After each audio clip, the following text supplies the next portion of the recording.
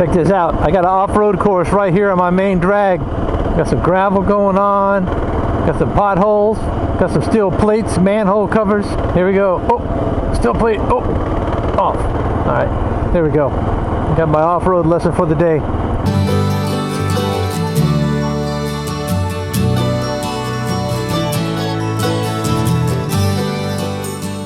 What's going on, guys? So today is Monday, August the 12th, I believe, and it is a gorgeous day. I can't remember what the temperature is.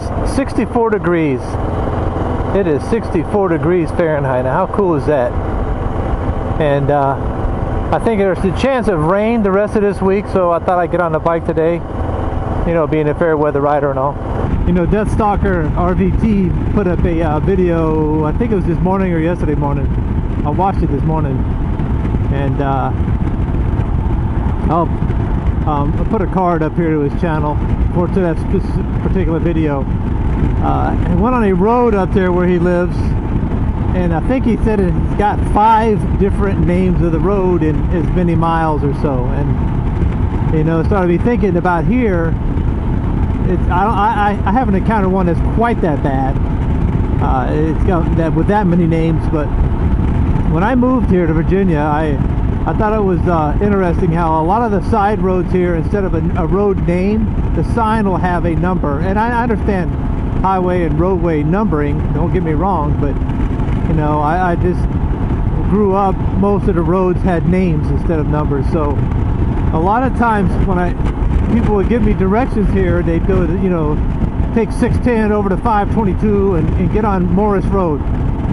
Well, 610 and 522, they got names. Why can't you just give me the names? Because when I get there, someone else is going to tell me, oh, you were just on, you know, Wilson Road. I thought that was 522. Well, same thing. Well, no, it's not. Well, when you give me directions, for crying out loud, you know what I'm saying? It gets kind of confusing. Plus, you might be on County Road 522, you cross that county line and now you're on 897. I just thought that was funny. That he did a video like that, and it's the same thing here, not quite as bad. Here's a good example for the major roads is Interstate 64 and Interstate 81. So Interstate 64 is the east and west interstate. 81 is the north and south interstate. But the way they have the interstate set up, there's a point where they cross. But what's interesting is when you ride on Interstate 64 west and you want to keep going west, when you intersect with Interstate 81, they become the same road. So you basically are going south on 64/81 for about 34 miles, and then you have to get back off of 81 back onto 64. It's you know, it's so strange to me, but as long as you know where you're going and you got a map and the map has all the appropriate names and numbers down, who cares, right? Who cares? Anyway, that was a pretty cool video he did this morning with all the different road names. I'm trying to remember what the name of the road was at the particular point he was on it, as well as talk about it without seeing any, you know, there's nothing on there's no sign or no line across the road saying that the name of the road has changed. So he had to put up all the subtitles of the names of the road, and majority of the time it had 2 names. Pretty funny. Anyway, you'll check out his video. Give him some love. Share your road stories, road name stories on his in the comment section. You know, I did my little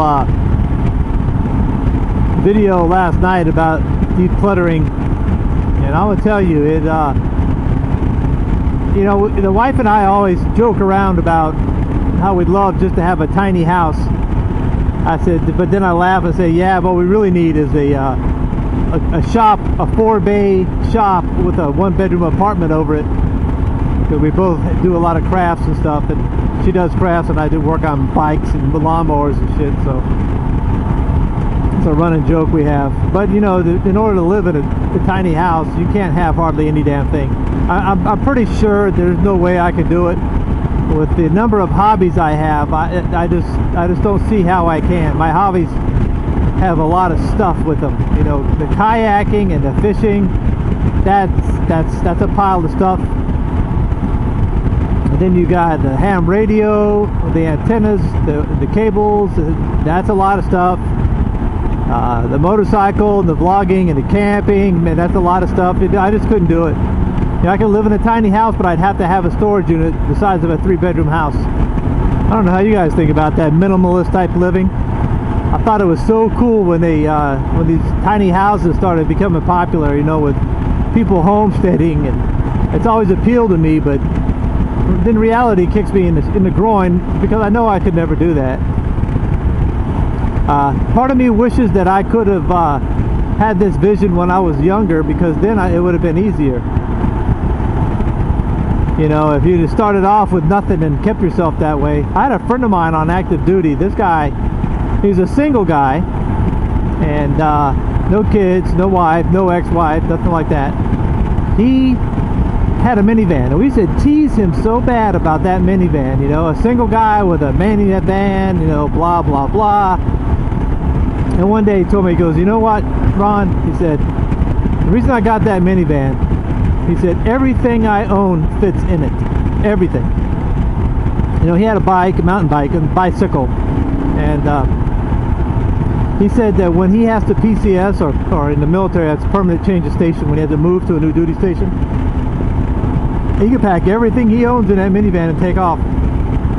Just that quick and easy. And I'm like, man, what? Because, you know, he rented furnished apartments, of course.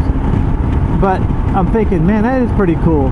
But, you know, if you think about what you have now, you know, you got your own bed, chairs, washer, dryer, dishes. You know, it's just once you have a family, it's hard to live that kind of lifestyle.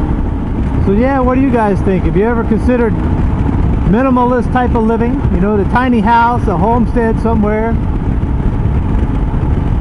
being somewhat self-efficient, living somewhat off the grid. You gotta have internet access, you can't live without that, but you know what I'm saying. Just minimizing everything.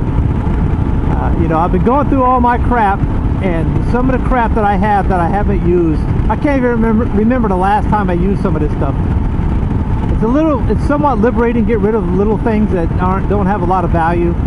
And somebody told me I need to have a yard sale, which, yeah, probably do. I'm probably gonna make a little bit of money and get rid of stuff. And I sold a few things here and there on Craigslist or Facebook Marketplace, but that is such a hassle, man. You got to deal with so many flakes, it's unbelievable.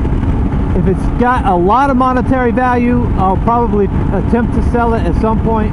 If it's minimal, given away, donated, or thrown in the trash. That's just as simple as it's going to get. So your comments about the tiny house, minimalist living. You already commented about the decluttering process, so I don't need to talk about that again. But have you ever considered living in a tiny house, or having a minimalist style of lifestyle, or off the grid, or somewhat off the grid? Inquiring minds want to know. So you guys be safe. I'll talk to y'all again soon. I'm out. I want to take a couple minutes and thank you. If you watched the video all the way to the end and you're seeing this, I really appreciate it. I'll put my email address and my mailing address right over here somewhere. And if you have stickers you want to send me, I'd appreciate it. Talk to y'all again soon. Goodbye.